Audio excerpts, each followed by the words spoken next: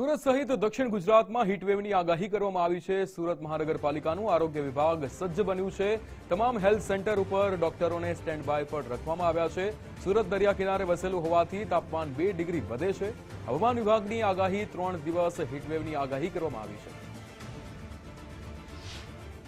हाल से सूरत महानगरपालिका में टेम्परेचर में વધારો નોંધાયેલો છે।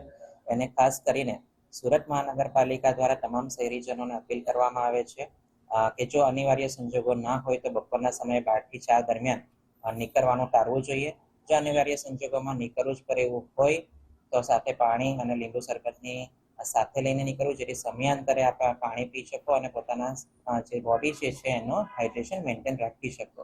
ખાસ કરીને જે વૃદ્ધો છે, સગર્ભા બાળકો છે અને અસગર્ભા માતાઓ છે અને બાળકો છે, એમને ખાસ તકેદારી રાખીને અનિવાર્ય સંજોગો સિવાય તડકામાં બહાર નહીં નીકળવું જોઈએ બપોરના સમયે।